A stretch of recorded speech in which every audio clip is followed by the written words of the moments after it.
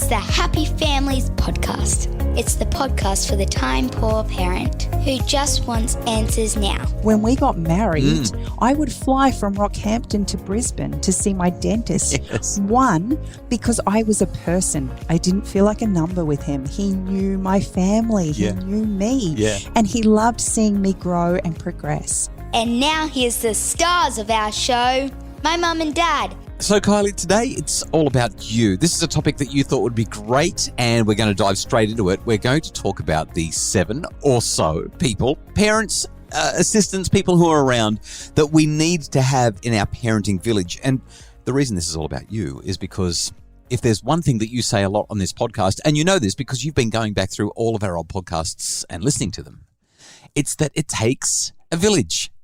So, I'm excited to dive into this. I mean, we're going to be talking about the butcher, the baker, the candlestick maker. Who is it that we need when mum is down for the count, needs help, needs support, can't do it all on her own? What do we need in our parenting support village? So I'm going to say neighbours, teachers, friends, community leaders, medical professionals, surrogate aunts and uncles. And surrogate grandparents. Okay, so that's your list of 7. Let's break it down and go through them one at a time. Where do you want to start? At the top, neighbours. Okay, it takes a village and it starts in your neighbourhood. There's a lot of research. Now, this is mainly American research. America is it's a different place to Australia. But I think this research will really resonate with people, whether they're on the Australian continent or the American continent. And that is that we see well-being increase when neighbourhoods feel safe. And that's definitely been our experience. Oh, so much. We've lived in neighbourhoods where nobody had a front fence. Yeah. And the kids just had the ability to roam wherever they wanted to. And it was just delightful. We've also lived in neighbourhoods where everybody has an electric gate. Yeah. And it literally stops social interactions. Well, just on that, the last house that we lived in when we were in Brizzy, for that 5 years or so, we had no gate at all on our property, but it was a battle axe block and we were sort of up behind the neighbours in front. The thing is we had dogs, and so we installed a gate because we didn't want the dogs escaping. There's laws about that. We have to keep the dogs contained. There was no easy way to contain them without a gate on the driveway. But we put the gate all the way up towards the house. In spite of that, you actually had conversations with people who said, oh, yeah, I don't like to drop by because you've got the gate and the gate's closed, and it just makes it feel like the house is not accessible. Now, obviously, we can only do what we can do. Sometimes we've got gates, sometimes we don't. Sometimes we have fences and sometimes we don't. But this idea that the neighbourhood needs to feel safe, and the kids really, you want them to have the capacity, the freedom to, number one, roam up and down the street and see their friends, but number 2, to know that they're safe while they're doing it. And I think that's the beautiful thing. We're now in a neighbourhood where on any given afternoon, I will get a text message from another parent in the street to just say, hey, just checking in, is my daughter at your place? Which feels great because it's usually me. I don't have a clue where she is because there are so many children in the street and they just love hanging out together. I'm going to say something that I know you won't want me to say, but I think that it matters for illustrating just how important it is to have great neighbours. And when we're talking about this village that really is so important, that's why we talk about it as often as we do. Being in a neighbourhood where you feel safe, psychologically and physically, matters so much. Many, many years ago, in fact, I'm going to share 2 experiences. Many, many years ago when our eldest was only maybe 3 years old, one morning, I was getting ready for work. This was back when I was a radio announcer, I think, or maybe I'd just become a student, but I was getting ready for work, and I think that you were either dealing with one of our children or maybe even in the shower. If it's the story I think you're telling, I was breastfeeding the baby. Ah, so you were breastfeeding the baby, and I was completely absent-mindedly doing my own thing, getting ready for work because that was where my head was. We got a knock on the door. It's like 6:45, 7 a.m. One of the neighbours has got our 3-year-old, our 4-year-old, however old Chanel was. She'd somehow gotten out the front door and started wandering down the street. We'd never actually met this neighbour before, but he just happened to see this little girl and happened to know that there were a couple of little girls where we were. So he brought her home. That's a great neighbourhood. Compare that, like how many years later, 12, 13 years later, when our youngest daughter escaped from the house. This was a house where we didn't have a screen door. or a front fence. And you were vacuuming the house. I wasn't even home, but you know what it's like. You're in the house. You're doing the vacuuming. It's noisy. You're not really supervising your children 100% of the time. And you thought that she was actively engaged in one activity, but she'd gotten bored of that and stood up and somehow got the front door open and went for a walk. And when I say went for a walk, I mean she walked down the street, around the corner, around another corner of another street and ended up near the kids' school, which was about 200 metres away. Fortunately, a good friend of ours, a neighbour, brought her home there. But our next door neighbours called Child Protection and dobbed us in for not being vigilant parents. It's one of those things, you can't control it. 2 episodes, 12 years apart, 13 years apart, I don't think that that's a pattern. I think that there's enough evidence that things were okay. But being in a neighbourhood where that happened, we couldn't get out of there fast enough. We also really wanted to get a screen door on as quickly as we could as well. But great neighbourhoods matter. What was your second one? Teachers play a huge part in our kids' lives. So much. They are literally there every day. To every teacher who does this work, thank you so much. Thank you for caring about our kids. And the best thing we can do is to recognise and see our kids' teachers as part of their village and work together to support our children in whatever way they need. The times that we've had the capacity to do this, our kids have flourished. One of my favourite stories that I share in my presentations involves a mum who stormed into the school, blew up at a teacher because she was convinced that the teacher wasn't doing his part in helping her 14-year-old daughter to thrive and flourish and excel at school.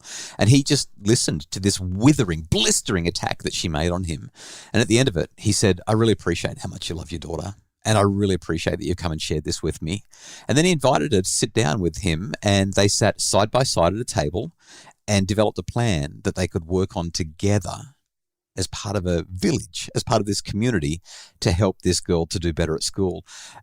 I wish that the mum had been more charitable at the beginning, but I'm so grateful for a teacher who was willing to forgive her lack of discretion and her volatility and still invite her into a warm and careful conversation about how they could support the community around this girl. The third one's friends. It seems like such an obvious one, but each of these people in our village requires intentional effort, intentional action to create the relationships that you want, and helping your children cultivate positive interactions with their peers is so important. Friends at school, friends outside of school, equally, if not more important, because sometimes school can be a hard place, and knowing that you've at least got some friends somewhere else. I was actually one of the most unpopular kids in my grade. I just had a horrible, horrible time right throughout high school, but I had some great friends from church. And they were the ones who literally got me through. They were the ones that I look forward to seeing a couple of times a week during the week and also on the weekends, go surfing and whatever. It was so important. I'm going to add something else about that whole friend thing though, Kylie, and that is that our kids need to see us valuing and investing in our friendships as well. Adulthood isn't just about going to work and doing the chores. We need to show our kids that we have social lives and that we value those friendships as well so that they know how to do it. So number 4 is community leaders, whether it be church leaders, youth group leaders, sports coaches, people who have a significant degree of separation from what your life is and specifically what your children's life is, and just sees them in a completely different light and different space, is such a beautiful space for our children to be seen for them and not for the family unit that they belong to. And I love that community leaders have always been a part of our village. They have always been there to nurture and strengthen our children in the ways that work for them. So I'm going to just quickly say something here, and that is that if you're hearing this one and thinking, it doesn't exist, I would ask, what are you doing in your home and in your family to be a part of the community? As we're getting busier and busier and as we're becoming increasingly individualistic, it gets harder and harder to really invest in the community. But being involved in the netball club or the soccer club or the surf club or the park run group, the local organising committee there, or being involved in a neighbourhood community group of some kind, it makes a difference. And having the kids involved, having your family participating fully in these kinds of things, or your local church if you have a religious orientation, these things will make a difference and build your community. I think I'm so glad that you said that. Gee, I've forgotten what number we're up to. Are we up to number 5? 5. Yeah, let's go. Medical professionals. I know this one probably may to some people feel like a bit of an odd one, but growing up, we had the same doctor my entire life. So by the time I became an adult and I was looking to get married and I needed to have specific conversations with him, he was a village member that I had confidence in going to see. Yeah. It was built over years and years of going because I had a sore finger or I broke my leg or all of those things. And he saw me grow. So he understood my family dynamics. He saw me as an individual. My dentist is another person. Nick. When we got married, I would fly from Rockhampton to Brisbane to see my dentist. Yes. One, because I was a person. I didn't feel like a number with him. He knew my family. He knew me. Yeah. And he loved seeing me grow and progress. He also knew my idiosyncrasies around dentists and the fact that I hate them. And he was really gentle and kind. All of those things meant that I felt like I had medical professionals that were on my side. They were in my village. And my doctor just thought I was funny because I showed up one day and I was worried because one of my pecs was bigger than the other one. I took my shirt off and I said, "Look, my body's not right. I've got my right pec is bigger than my left pec." And he just thought that I was his favorite client, his favorite patient from then on because I was worried about different size pecs. He explained that was normal. But having him there, I couldn't talk to my parents about this. There was no way I was going to talk to my parents about how my right pec was bigger than my left pec, and I was insecure about it. I was worried about it. I needed to see the doctor. So I love that you said that one. I wouldn't have thought about putting that in my village list, but I love that you said that. Aunts and uncles. If we've got blood relatives around, having them be a part of our kids' village is so important. But if we don't, who are adults in our lives that can play surrogate aunt and uncle to our children? Yep. Who are safe, almost parental figures that can be there when our kids don't feel like they can come to you as mum and dad to share their worries and their concerns? You had this as a teenager particularly. I feel like I've always had this. I've always had people in my life who have just loved me. I used to call them auntie and uncle. So there was a lady down the road. And when I say down the road, I'm talking about like 800 metres down the road. But they were just part of our extended family and part of our village. And it was Uncle Hillary and Auntie Debbie. And that's just what we used to call them. And they were not related to us in any way, shape or form. But back in those days, that's what you used to say as well. Everyone was your uncle or your auntie. We don't tend to say that stuff so much. We've got one more, is that right? Or have I lost count again? No, last one. Surrogate grandparents. Oh, yeah. If your grandparents Love are this. around, like for some of us, we've lost our grandparents. Yep. They've actually already died. And so finding other older people, the wonderful gift of our retirees, our grey nomads, whatever you want to call them, our older generation, is they have the time that us busy parents don't have. And they can, their greatest gift is the time that they're able to spend. So we've got a few neighbours who fall into this bracket, and they're not only our neighbours, but in so many ways they play a surrogate grandparent for our 9-year-old specifically. She loves going and knocking on their doors, playing with their cat and dog, swimming in their pool, selling her little trinkets and bracelets that she makes with her beads down on their corner. They bring out their furniture, so she's got a table to show everything on. So she's good. And they'll sit there with her because they have the time to do it. Which brings me to, and you've actually said the word that I really wanted to emphasize. If we want to build up these 7 people, bring them into our parenting village, create a parenting village, it comes down to time, T-I-M-E. Doesn't matter whether or not, maybe it's your local butcher, like, or the local grocer or something like that.